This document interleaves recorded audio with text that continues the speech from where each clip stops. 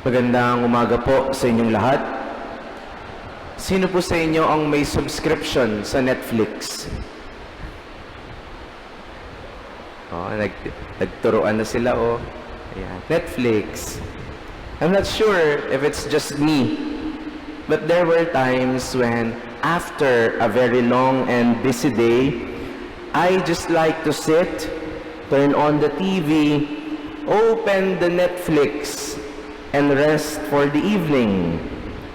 But eto na, kasi I really do not have any movie or title in my mind, kasi gusto ko lang naman pong mag-relax. So ang nangyayari, I would watch the trailers and previews of the movies, or maybe series, or sometimes K-dramas.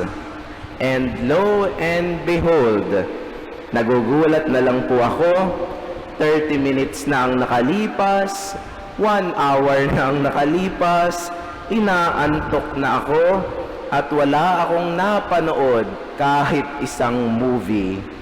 Puro trailer lang. Pero solve na ako doon. Time to sleep na pagkatapos. My dear brothers and sisters, our Palm Sunday celebration today is a trailer or a preview of what will happen in the entire Holy Week. Ito po yung patikim sa atin. Yung parang appetizer or parang teaser. Today we heard the beginning of Jesus' triumphant entry to Jerusalem. Nakasakay sa donkey, pero yung iba, nire-reenact pa yun, talagang sumasakay, Yung iba naman, nilalatagan ng tela o carpet. Ginawa po natin kaninang umaga yon sa celebration ni Bishop. At habang dumadaan, sumisigaw yung mga tao, Hosanna! Siguro po, sa konteksto natin, ang sigaw natin ay mabuhay. Mabuhay! Puro ganyan ang sigaw. At may pa-wave-wave pa ng palaspas. Sa konteksto natin, flaglet siguro yung ating winawagayway whenever we welcome a very great person. But unfortunately, the praise that the people lavished on Jesus was not because they recognize Him as their Savior from sin. Kaya po nila ginawa yun out of their desire for a messianic deliverer. Someone who would lead them in a revolt against Rome. Maraming taon po kasi silang nasakop at gusto na nilang makawala sa pagkaalipin sa Roma. Maraming taon na silang naghirap. At akala po nila si Jesus yung parang general o military officer na mangunguna sa pag-aklas laban sa mga mananakop. There were many who, though did not believe in Christ as Savior, nevertheless hoped that perhaps He would be to them a great temporal deliverer. Nakakita sila ng pag-asa kay Jesus, kaya todo yung papuri at hosana sa Kanya.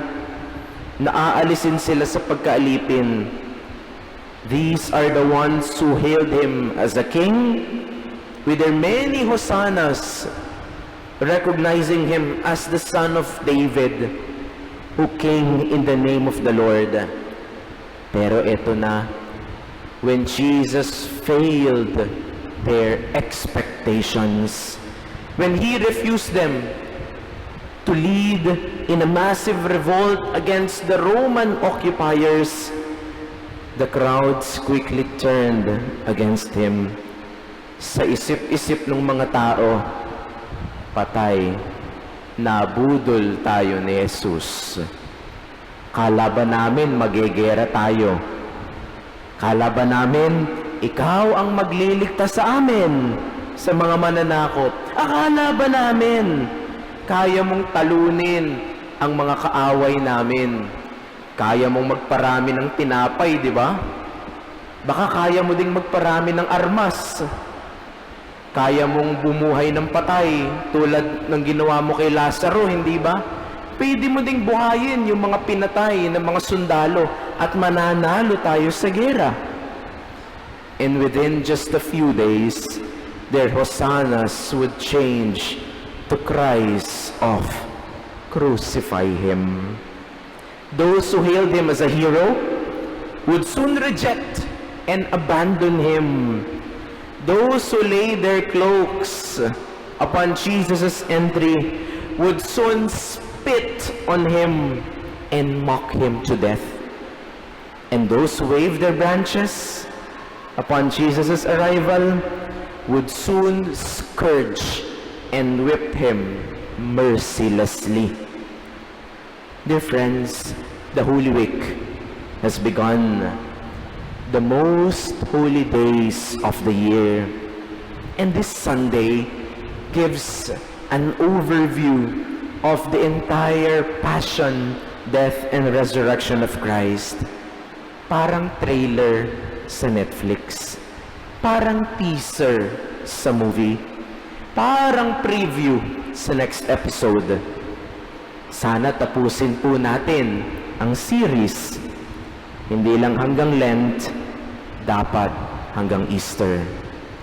And so let us welcome the most holy days of the year through fervent prayer, sacrifice, and generosity.